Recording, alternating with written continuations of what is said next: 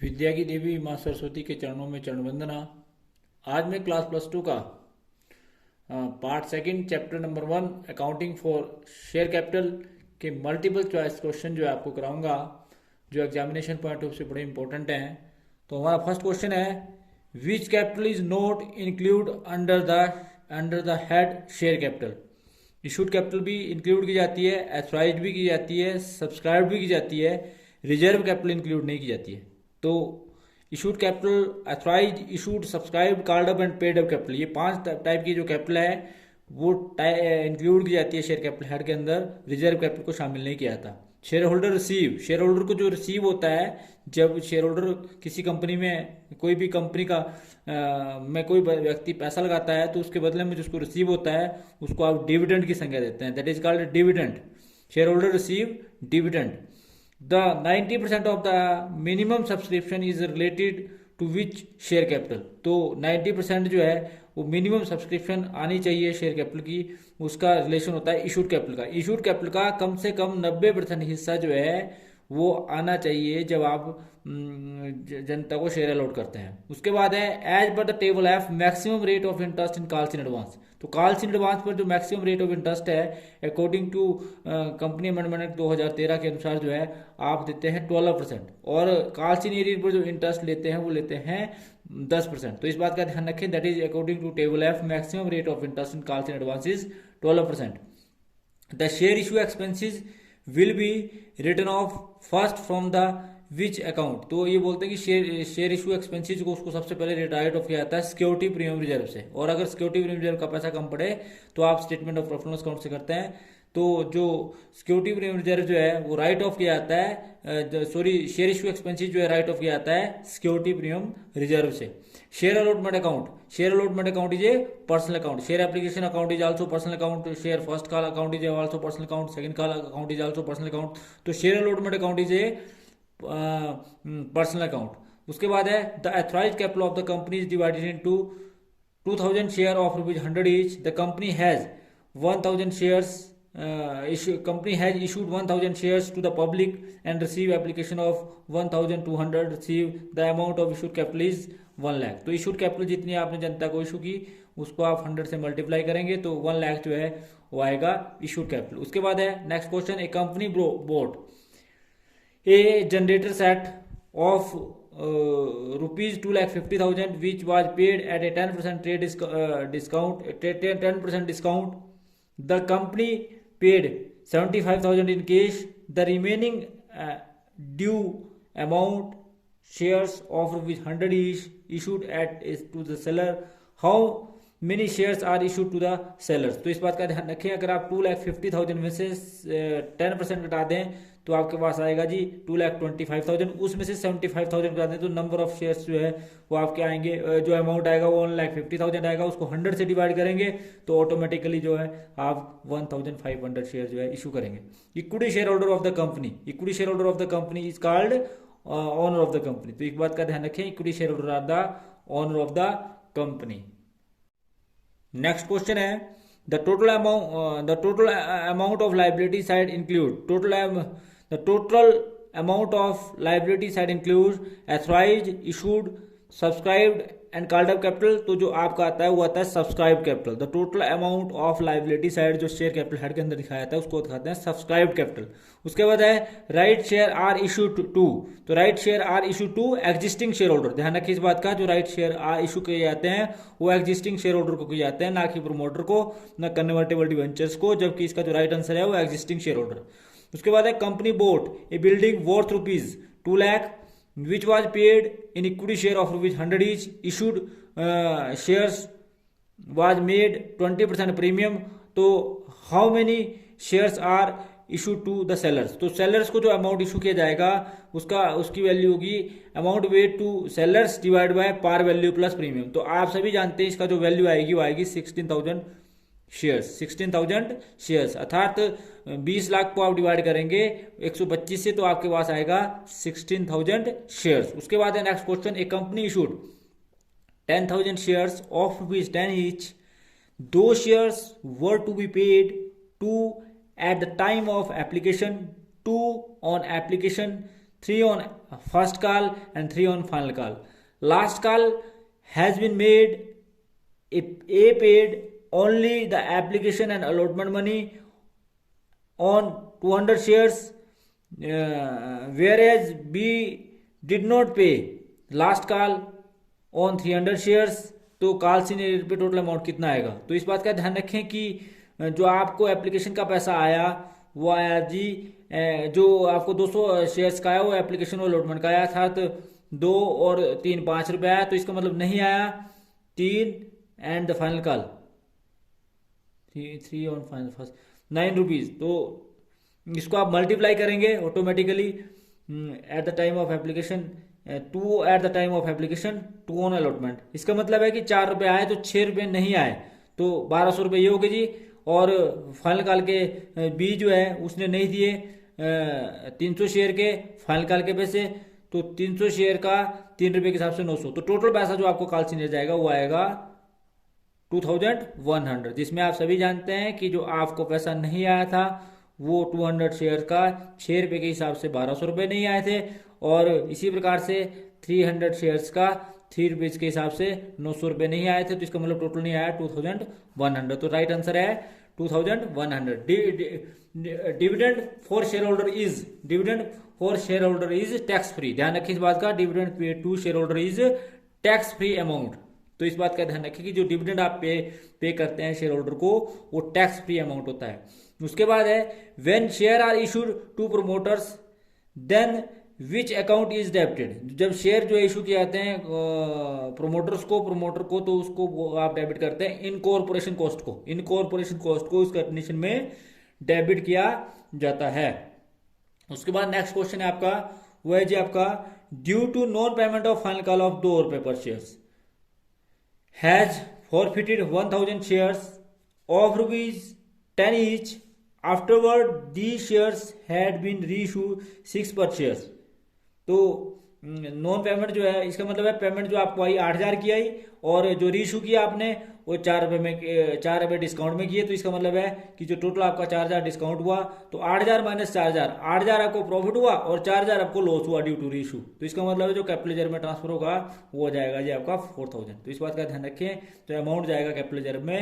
तो इसने पूछा कि the amount of capital reserve will be transfer to कितना जी 4000, क्योंकि आप सभी जानते हैं मैंने आपको बताया कि आपको प्रॉफिट हुआ 2 रुपये नहीं आया, इसका मतलब 8 रुपये आया, तो 8000 आपको प्रॉफिट हुआ और ड्यू टू लॉस 10 रुपये की चीज को आपने 6 रुपये में इशू का 4 रुपये का आपको नुकसान हुआ, तो दैट मीन्स की 4000, तो 8000 में से 4000 हटाए तो कैपिटल रिजर्व आपका जाएगा 4000। तो इस बात का ध्यान रखें। उसके बाद नेक्स्ट क्वेश्चन है after the reissue of the forfeited shares the balance of share forfeited account is transferred to capital reserve। कहाँ ट्रांसफर किया जाता है? कैपिटल रिजर्व में, जैसे मैंने अभी आपको ऊपर क्वेश्चन में भी बताया। उसके बाद share can be issued at par, at discount और at premium, all of the above. उसके बाद है a company forfeited 100 share of ₹10 each, 5 not receive, इसका मतलब 5 रिसीव हुए, तो इसका मतलब है कि 100 शेयर का 60 share out of these were reissue 6 रुपये, 4 रुपये डिस्काउंट में। तो इस बात का ध्यान रखें आपकी 60 शेयर का फॉरफिट अमाउंट बनता है, कितना बनता है जी 6 × 30 300 रुपये। तो आपने रीइशू किए कितने में 6 रुपये के हिसाब से, यानी कि 4 रुपये नुकसान हुआ, तो 6 × 4 = 24, 240, 300 में से 240 घटाया तो 60 रुपये आपको कैपिटल रिजर्व में ट्रांसफर होंगे। What will the amount of transfer to capital reserve, तो that is 60 rupees. Next question है आपका 200 share of ₹10 each on which premium of 5 per shares were forfeited for the non-payment of 9 per share, 9 shares on allotment including premium, first and final call 3 rupees has not made. These shares were reissued fully paid of ₹14 per shares.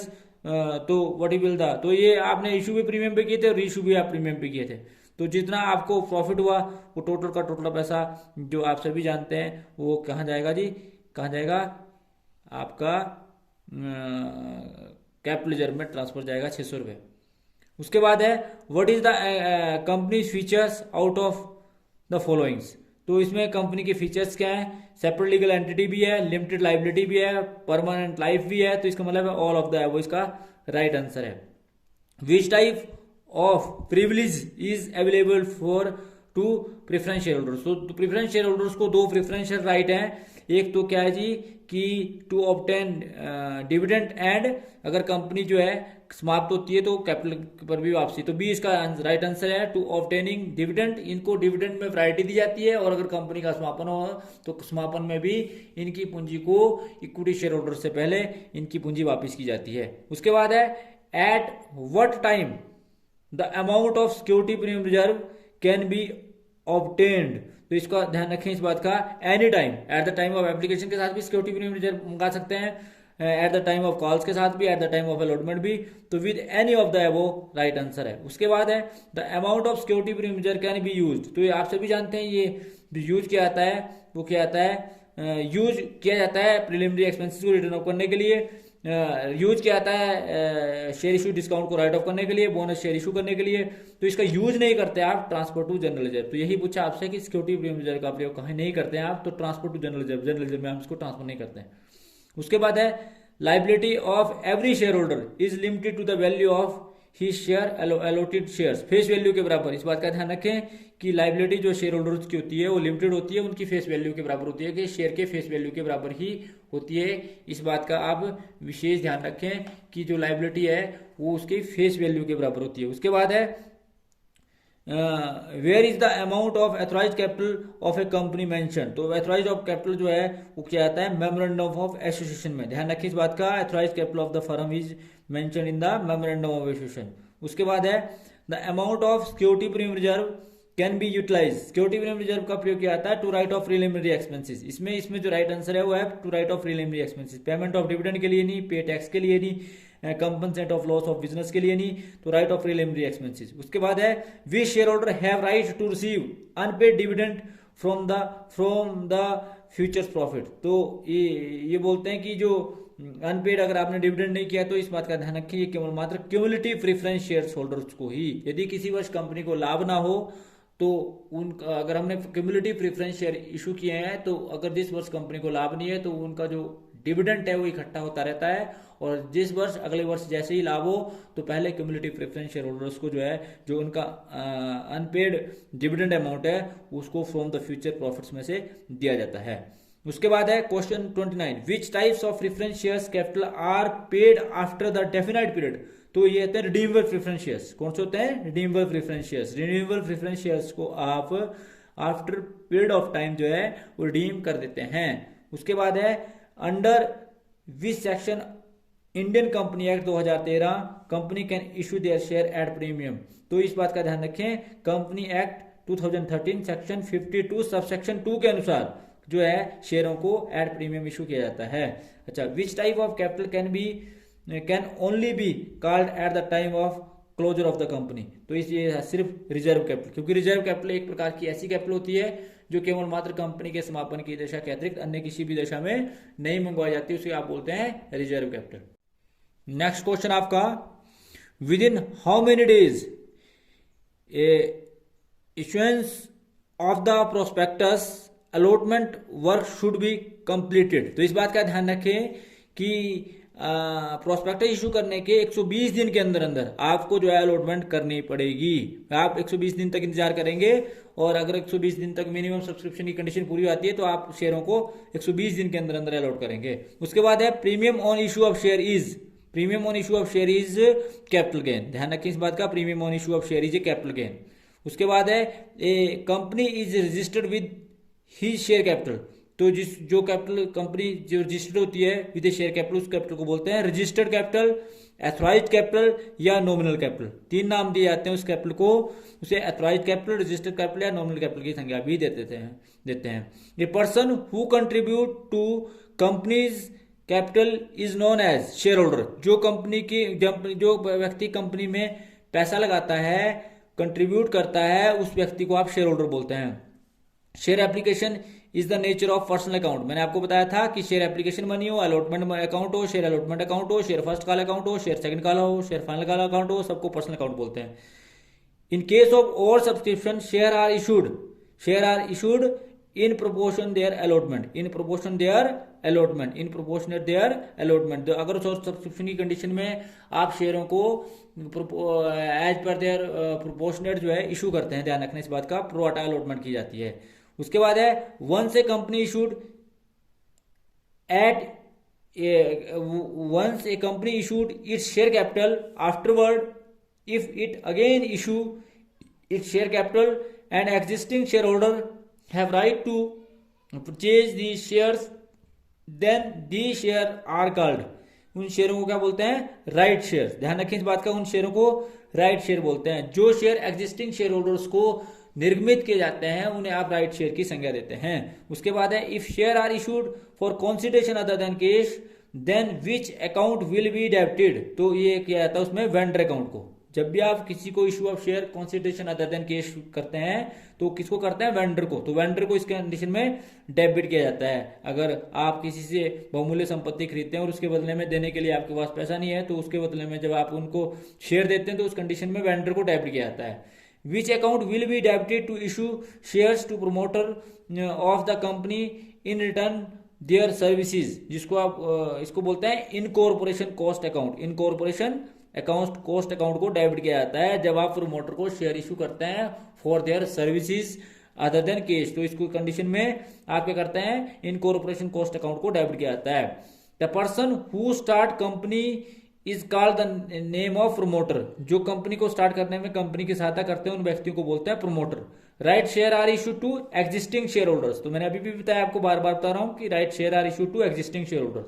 Advance amount receive from share holder before the call made by the director. तो जिसको आप बोलते हैं is shown on the equities and liability side. ध्यान रखिए इस बात का कि advance amount receive from the share holder before the call was made are shown in the equities and liability side. उसके बाद अगला क्वेश्चन है when premium account is received on shares then it is credited to. जो premium जो है when premium amount is received on share then it is credited to security premium reserve account. तो security premium reserve account में इसको credit किया जाता है। उसके बाद नेक्स्ट क्वेश्चन है हमारा the balance sheet accounts of calls in arrear.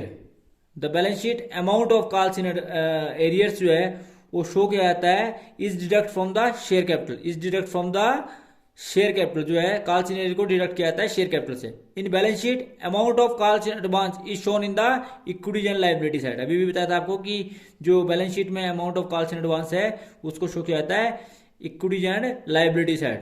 If the application of these shares only one shares is to be issued then how many shares. जिन्होंने 3 शेयर के लिए अप्लाई किया, यदि उनको 3 शेयर्स जिन्होंने अप्लाई किया उनको 1 शेयर इशू किया जाता है। How many shares will be issued to the, जिन्होंने 1200 शेयर के लिए अप्लाई किया तो इसका मतलब है कि उनको 1:3 में, तो दैट इज 400 शेयर्स। एथराइज कैपिटल जो है वो 2 लाख की है। Company divided into 2000 shares of ₹100 each. 1200 shares were issued public और पब्लिक जो अप्लाई करती है 1500 शेयर्स के। तो what will be the amount of issued capital. तो इशूड कैपिटल का जो अमाउंट होगा वो आप सभी जानते हैं, जितने आपने जनता को इशू किए that is 1,20,000। The company has issued 50,000 shares 5 lakh shares of ₹10 each. Out of these 700 share has been called up. तो कॉल्ड अप अमाउंट कितना होगा, तो इस बात का ध्यान रखिए होगा 5 लाख को आप 7 से डिवाइड करेंगे दैट इज 35 लाख। उसके बाद नेक्स्ट क्वेश्चन है 1 lakh authorise capital of the company divided into 10,000 share of ₹10 each. 8,000 shares were issued to the public. Public applied 6,000 shares. What will be the amount of subscribe capital. तो subscribe capital का जो amount होगा वो इस बात का ध्यान रखें कि 6,000 शेयर का 10 रुपए के हिसाब से 60,000। 7,000 shares of ₹10 each were issued to the promoters at 10% premium in return to their services, which account will be debited to transaction that is incorporation cost. Incorporation cost. If the shares of 10 issued 40% premium, 10 का 40% होता है 4 रुपए, तो that means की what is the price of issue of price, तो ये आपका आएगा 14 rupees. 1 machine was purchased of ₹1,80,000, paid share of ₹100 each. Shares were issued 20% premium. The amount will be shown तो security premium reserve account is, तो आपको पता होना चाहिए ये आएगा 30,000, क्योंकि अमाउंट पे टू वेंडर, इसको आप 100 से 100 को आप 120 से डिवाइड करेंगे तो ये आपके पास आएगा 1,50,000 मतलब 1,15,500 शेयर्स, 100 से मल्टीप्लाई करेंगे तो ये आएगा 1,50,000, उसका 20% निकालेंगे तो आएगा 30,000। उसके बाद है a company inviting application of 10,000 share offer with 100 each, 20 per share was to be paid with the application were received 25,000 where in shares were not allotted to the applicant of 5,000 shares, the proportion of their allotment of remaining applicants, what will be the amount transferred to allotment to the share application। तो आप सभी जानते हैं कि आपने 10,000 issue किए थे, परंतु जनता से एप्लीकेशन 25,000 की आ गई, 25,000 को में से 5,000 आपने रिजेक्ट कर दिए, तो 20,000 शेयर का 20 रुपये के हिसाब से 4 लाख, कैपिटल में आप 2 लाख ट्रांसफर करेंगे, तो 2 लाख जो आप अलॉटमेंट में ट्रांसफर करेंगे। तो ये था जी आपका इसका आंसर ए। नेक्स्ट क्वेश्चन है आपका, the part of issued capital purchase by the public is known as subscribed capital. तो the part of issued capital purchase by the public, जो पब्लिक परचेज करती है उसे आप क्या बोलते हैं, सब्सक्राइब्ड कैपिटल बोलते हैं। क्या बोलते हैं, सब्सक्राइब्ड। तो मतलब इशूड कैपिटल का वह भाग जिसे जनता लेना स्वीकार करती है उसे आप सब्सक्राइब्ड कैपिटल की संख्या देते हैं। Promotion expenses are also called preliminary expenses. Promotion expenses is also called preliminary expenses. तो the substitute name of preliminary expenses is promotion expenses. Equity shares can not be issued for the purpose given below. तो equity shares को जो है वो issue नहीं किया जाता for the distribution of dividend. ध्यान रखें इस बात का, फॉर कैश रिसिप्ट के लिए किया जाता है, फॉर परचेज ऑफ असेट के लिए किया जाता है, फॉर रिडम्पशन ऑफ डिवेंचर के लिए किया जा सकता है, परंतु for the distribution of dividend के लिए इक्विटी शेयर्स को कभी भी इशू नहीं किया जाता है। उसके बाद है for allotment of shares, this condition is also necessary in addition to the other condition that is to receive minimum subscription. तो इस बात का ध्यान रखें कि जब आप शेयरों को अलॉट करते हैं तो इस बात का जरूर ध्यान दें कि इशूड कैपिटल का 90% मिनिमम सब्सक्रिप्शन जो आ चुकी है या नहीं आ चुकी है, तो ये आपको सबसे पहले देखनी होगी। ये सबसे इंपॉर्टेंट कंडीशन है। उसके बाद है if the shares are issued at a premium the amount of premium should be obtained.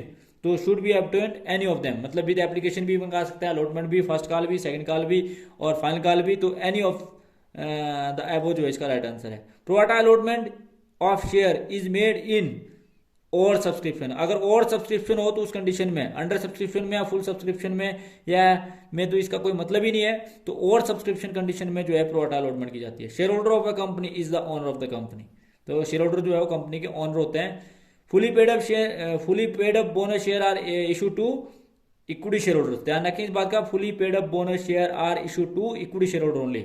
The nominal capital is also called authorized capital and that is also called registered capital. That is also called registered capital. That means कि both A and B is the right answer. The nominal capital is also called authorized capital. That is also called registered capital. That means both A and B are the right answer. Which of the following shares are not convertible? तो जो equity shares को convert नहीं किया जा सकता, तो केवल मात्र इक्विटी शेयर्स को जो है वो कन्वर्ट नहीं किया जा सकता, जबकि प्रेफरेंस शेयर्स जो है वो कन्वर्टेबल होते हैं। Which of the following share holders have right to participation in management. तो आप सभी जानते हैं equity share holders have right to participation in management. Issued share capital of a company can not exceed authorised capital. Authorised capital से ज्यादा issued capital कभी हो नहीं सकती है। ध्यान रखिए इस बात का कि एथोराइज्ड कैपिटल से ज्यादा कभी भी इशूड कैपिटल नहीं हो सकती है। उसके बाद नेक्स्ट क्वेश्चन है हमारा, when share allotment amount is due which of the following account is credited। तो आप सभी जानते हैं क्रेडिट हमेशा शेयर कैपिटल की जाएगी। इसके लिए एंट्री करते हैं share allotment account debit to share capital account. तो क्रेडिट किया जाएगा शेयर कैपिटल अकाउंट को। Which of the following account is debit on become first call due. तो डेबिट जो किया जाता है वो किया जाता है किसी भी कॉल को ड्यू करने के समय उस कॉल को ड्यू किया जाता है, तो that is share first call account debit. अगर सेकंड कॉल को ड्यू करेंगे तो शेयर का सेकंड कॉल ड्यू डेबिट करेंगे, अगर फाइनल कॉल ड्यू करेंगे तो शेयर फाइनल कॉल ड्यू, अगर अलॉटमेंट ड्यू करेंगे तो शेयर अलॉटमेंट ड्यू, अगर शेयर एप्लीकेशन ड्यू करेंगे तो share application due account debit. तो इस प्रकार से जो है इसको डेबिट किया जाएगा। उसके बाद है विच of the following section company act 2013 restricted the account amount received as a premium on shares. तो सेक्शन 52 सबसेक्शन 2, सेक्शन 52 सबसेक्शन 2. उसके बाद इन case of over subscription of shares if provide so in the article of association, excess application money can be adjusted with allotment, with calls in advance, with first call और all of the above. इसका right answer है कि जो access पैसा application के साथ आ जाता है उसको आप एडजस्ट कर सकते हैं अलॉटमेंट के साथ भी,